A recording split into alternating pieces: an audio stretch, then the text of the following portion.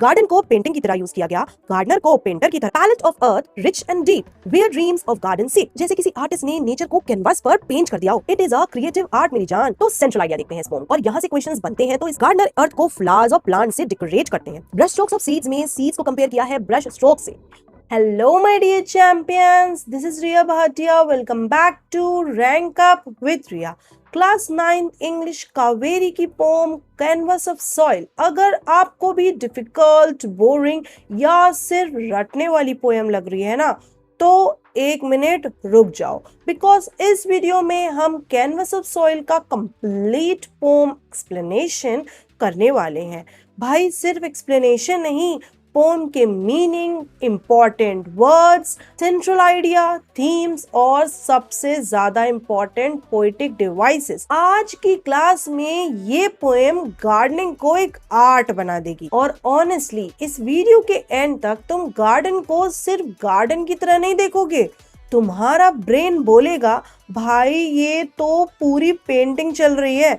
सो notebooks को ready करो, canvas of soil को डिकोड करते हैं। सबसे पहले पोएम का बेसिक आइडिया पकड़ते हैं बच्चों। कैनवस ऑफ सॉइल गार्डनिंग का एक ब्यूटीफुल फॉर्म ऑफ आर्ट के रूप में प्रेजेंट करती है। जैसे एक आर्टिस्ट कैनवस पर कलर्स यूज करके पेंटिंग बनाते हैं, वैसे ही गार्डनर, माली uncle soil, seeds, flowers, plants के थ्रू एक लिविंग मास्टरपीस क्रिएट करते हैं मेरी जान। और यहाँ पोइट ने एक सुपर इंटरेस्टिंग कंपैरिजन यूज किया है, जानना चाहोगे? और ये आपके एग्जाम के लिए भी बहुत ज्यादा इम्पोर्टेंट है। गार्डन को पेंटिंग की तरह यूज किया गया, गार्डनर को पेंटर की तरह, सीड्स को ब्रेन स्ट्रोक्स की तरह और सॉइल को आर्टिस्ट की एक पैलेट की तरह, मतलब जिस पे कलर्स होते हैं उसकी तरह। बस ये कनेक्शन दिमाग में लॉक कर लिया ना बॉस, अब पूरी पोम ऑटोमेटिकली बहुत इजी लगने लगेगी मेरी जान। और एक ब्यूटीफुल थॉट भी है, हर फ्लावर के पीछे एक सीड होता है और उस सीड के पीछे पेशेंस, केयर और एक ड्रीम होती है। चलो अब एक्चुअल पोएम पर आ जाते हैं। उससे पहले अबाउट द पोएम का स्क्रीनशॉट आपने ले लिया होगा। चलो, palette of earth rich and deep, where dreams of garden seed. Okay, अब सिंपल लैंग्वेज में समझो। पोएट अर्थ को एक पैलेट कह रहे हैं। पेंटर के पास पैलेट होती है ना, उसी के बारे में बात हो रही है जो आपको स्क्रीन पे भी दिख रहा है, जिसमें डिफरेंट कलर्स होते हैं। एग्जैक्टली वैसे ही गार्डनर के लिए, जो हमारे माली अंकल होते हैं, उनके लिए सॉइल एक पैलेट की तरह है। और सॉइल कैसी है? रिच और डीप है। यहाँ रिच का मतलब पैसा वाला रिच मत समझना, पता चला तुमने सोचा रिच हो गए और तुम तो चले गए। पढ़ाई पे ध्यान दो। रिच मीन्स फर्टाइल, न्यूट्रिएंट से भरपूर है ये। अब एक सेकेंड लाइन का ब्यूटीफुल पार्ट देखो, वेयर ड्रीम्स ऑफ गार्डनर सीप। गार्डनर सॉइल में सिर्फ सीड्स नहीं डालते, अपने ड्रीम्स भी डालते हैं। जैसे आप लोग बहुत सारे ड्रीम्स लेके आए हो ना, बिल्कुल वैसे। अब आगे की लाइंस पढ़ते हैं। Brush strokes of seeds planted true, awaiting springs vibrant hue. अब पोइट ने सीड्स को क्या बना दिया bro? Brush strokes. Painter brush से स्ट्रोक्स करता है, गार्डनर सॉइल में सीड्स प्लांट करता है ना, वैसे ही। और अब देखो, अब waiting springs vibrant hue, seeds wait कर रहे हैं किसका? स्प्रिंग आने का, स्प्रिंग सीजन आने का, ताकि कलरफुल फ्लावर्स ब्लूम करें। यानी सीड्स प्लांट करना बस स्टार्टिंग है, ब्यूटीफुल रिजल्ट आने के लिए। ऐसा ही होता है, ग्रोथ टेक्स टाइम। बस इसी पेशेंस के बाद अब आता है पोम का ब्यूटीफुल सा result. Blossoms Bloom a painted site, dancing in the morning light. अब फाइनली ब्लॉसम्स ब्लूम यानी फ्लावर्स खिलने लगते हैं और पूरा गार्डन एक ब्यूटीफुल पेंटेड साइट जैसा लगने लगता है, जैसे किसी आर्टिस्ट ने नेचर को कैनवास पर पेंट कर दिया हो। कितना अमेजिंग है ना यार। और अब लास्ट फ्रेज को देखो, dancing in the morning light. Flowers actually dance तो नहीं कर रहे, बट पोइट उन्हें डांसिंग करते हुए इमेजिन कर रहे हैं। और अब आगे देखते हैं पोएम की lines. Shades of green, red and blue, nature's artwork even new। अब इमेजिन करो ग्रीन, रेड, ब्लू, हर तरफ डिफरेंट डिफरेंट कलर्स हैं। पोइट गार्डन की ब्यूटी को डिफरेंट शेड्स के थ्रू डिस्क्राइब कर रहे हैं यार। और फिर कहते हैं नेचर्स आर्टवर्क, मतलब नेचर खुद एक आर्टिस्ट की तरह है, ब्यूटीफुल आर्टवर्क क्रिएट कर रहे हैं। और आर्टवर्क कैसा आर्टवर्क? इवन न्यू, हमेशा फ्रेश, हमेशा चेंज होता हुआ और हर बार कुछ नया मसाला, नया चटकारा लाता हुआ। सो बेसिकली नेचर का आर्टवर्क रिपीट नहीं होता। हर सीजन, हर फ्लावर, हर कलर कॉम्बिनेशन एक समथिंग न्यू लेके आता है। Nature really said same design not in my watch. It's like me कि हर बार हर वीडियो में कुछ अलग ही ट्राई करती हूँ मैं आपके लिए। सेम वैसे ही आगे की लाइंस भी देख ही लेते हैं ना। Each plot a canvas white where art and life coincide. अब पोइट गार्डन के हर प्लॉट को, हर एक पार्ट को, जो आपको स्क्रीन पे दिख रहे हैं अलग अलग पार्ट्स को कैनवस कहते हैं। तो पोइट कह रहा है गार्डन का हर प्लॉट एक कैनवस की तरह है, आर्ट और लाइफ एक साथ आ रहे हैं। मीन्स गार्डनिंग सिर्फ फ्लावर्स प्लांट करना नहीं, it is a creative art मेरी जान, जहां हम ह्यूमन एफर्ट्स और नेचर मिलके ब्यूटी क्रिएट करते हैं। अब समझ में आया? अब आगे की लाइंस देखो। In the hands of those who till gardens become painting still. अब पोएम का आर्टिस्ट सामने आ गया है, जरा उसको पकड़ लेते हैं। द गार्डनर वो आर्टिस्ट है इसका। दोज हु टिल यानी जो सॉइल को प्रिपेयर करते हैं, सीड्स प्लांट करते हैं, प्लांट्स की केयर करते हैं और पेशेंटली उसको ग्रो होते हुए उसका वेट करते हैं यार। और इन्हीं के हैंड्स में ऑर्डिनरी सॉइल ब्यूटीफुल गार्डन में ट्रांसफॉर्म हो जाती है। और इसी के साथ गाइस ये ब्यूटीफुल सी पोएम भी एंड होती है। बट वीडियो अभी एंड नहीं हुई, क्योंकि आपको भी पता है पिक्चर अभी बाकी है मेरे दोस्त। तो सेंट्रल आइडिया देखते हैं इस पोएम का। पोएट के अकॉर्डिंग गार्डनिंग सिर्फ फ्लावर्स प्लांट करना नहीं है, ये एक्चुअली एक क्रिएटिव आर्ट है।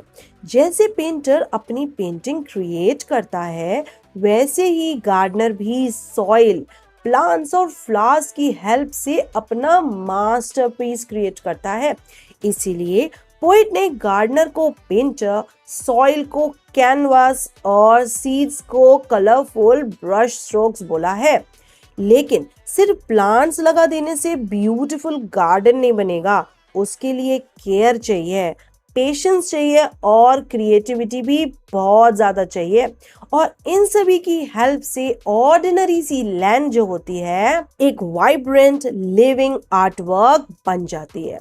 जैसे आप लोग हो मेरे नन्हे आर्टिस्ट, बिल्कुल वैसे ही ये पोम ये भी शो करती है कि जब ह्यूमन एफर्ट और नेचर साथ मिलते हैं तो दोनों मिलकर कुछ एक्स्ट्राऑर्डिनरी क्रिएट करते हैं। और बॉटम में आपको जो की मैसेज दिख रहा है वो भी बेसिकली यही है। जब ह्यूमन लव, हार्ड वर्क और क्रिएटिविटी नेचर के साथ ज्वाइन होते हैं तो ऑर्डिनरी सॉइल भी एक टाइमलेस मास्टरपीस बन जाती है। बस यही है पूरी पोम का सेंट्रल आइडिया। तो पढ़ते हैं इस पोम की 5 मेजर थीम। तो आपने इसका भी स्क्रीनशॉट ले ही लिया होगा। तो सबसे पहले फर्स्ट थीम देखो, gardening as an art. Poet gardening को एक क्रिएटिव एक्टिविटी के रूप में प्रेजेंट करते हैं। Just like an artist paints a canvas, gardener earth को फ्लावर्स और प्लांट से डेकोरेट करते हैं। सेकेंड थीम है value of hard work. Beautiful garden suddenly appear नहीं हो जाता, उसके पीछे पेशेंस, केयर और कंटिन्यूअस एफर्ट लगती है। और थीम नंबर 3 है harmony of nature and humans. Nature और ह्यूमन एफर्ट जब टुगेदर वर्क करते हैं तो ऑर्डिनरी सॉइल को ब्यूटीफुल लिविंग मास्टरपीस बना देते हैं। थीम नंबर 4 है hope and patience. Every seed carries a hope, future के लिए यार, और फ्लावर्स को ब्लूम होने के लिए वेट करना पड़ता है ना। तो फिर थीम नंबर 5 कहती है creativity in everyday life. Poem हमें रिमाइंड करती है कि सिंपल एक्टिविटीज भी जब लव और इमेजिनेशन के साथ जाएं आर्ट बन जाती है। तो इस पोम की थीम्स भी सॉर्टेड हो गई है ना। अब आते हैं पोएटिक डिवाइसेस पे। तो इस पार्ट को स्किप बिल्कुल भी मत करना, और इसको डिजाइन ही ऐसे किया गया है कि आप इसको देखो और एक बार में आपको याद हो जाए। इसका स्क्रीनशॉट भी ले। फर्स्ट पोएटिक डिवाइस है इमेजरी। अब जो कलर यहाँ है वो सेम कलर आप पोम में देखो, आपको एग्जैक्टली याद हो जाएगा कि मैं क्या कहना चाह रही हूँ। इमेजरी मीन्स ऐसे वर्ड्स जो रीडर के माइंड में क्लियर पिक्चर क्रिएट करते हैं। For example palette of earth, rich and deep, soil, garden, colours, flowers, एक विजुअल क्रिएट हो रहा है ना। तो ये सारे इमेजरी में आते हैं। That's it. इतना डरते हो यार तुम लोग पोएटिक डिवाइसेस से। अब आते हैं सेकंड वाली पोएटिक डिवाइस पे, जो है मेटाफर। पोएट गार्डनिंग को पेंटिंग के वर्ल्ड से डायरेक्टली कंपेयर कर रहे हैं बिना किसी एज और लाइक को लगाए। पैलेट ऑफ अर्थ में अर्थ को कंपेयर किया है आर्टिस्ट के पैलेट से। ब्रश स्ट्रोक्स ऑफ सीड्स में सीड्स को कंपेयर किया है ब्रश स्ट्रोक से। ईच प्लॉट कैनवस वाइड में कंपेयर किया गया है गार्डन प्लॉट को पेंटर्स कैनवस से।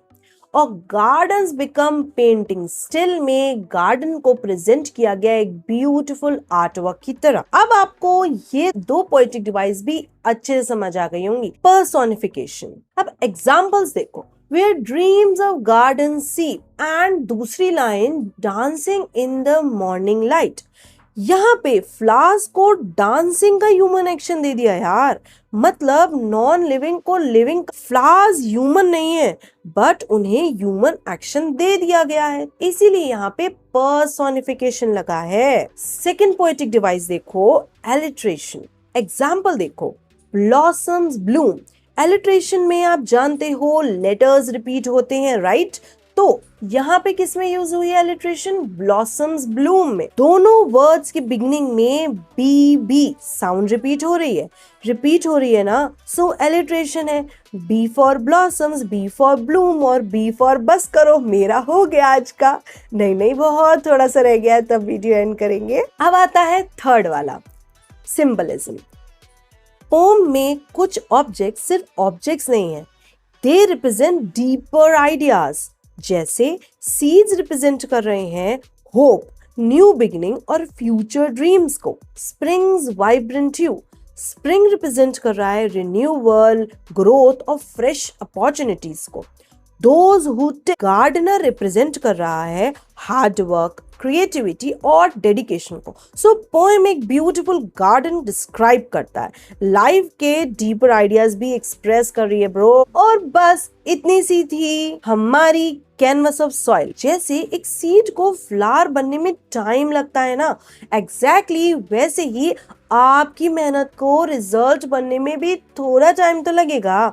कभी तुम्हें लगे कि कुछ याद नहीं हो रहा, और कभी मार्क्स एक्सपेक्टेड से थोड़े से कम आएंगे, कभी लगेगा सब तुमसे आगे निकल रहे हैं। बट अपने सीड को किसी और के फ्लावर से कंपेयर बिल्कुल मत करना। बस अपनी मेहनत को वाटर करते रहो, अपने ड्रीम्स को प्लांट करते रहो और ग्रो करते रहो। योर स्प्रिंग विल कम सून। और अगर कैनवस ऑफ सॉइल इंग्लिश की एक्सप्लेनेशन आपको थोड़ी भी हेल्पफुल लगे, लाइक करो। चैनल पे नए हो तो क्या कर रहे हो, सब्सक्राइब करो और अपने क्लास 9th वाले फ्रेंड्स को ये शेयर कर दो। मैं मिलती हूँ आपसे एक अगले सेशन में। Till then keep learning, keep growing, keep ranking up with Riya.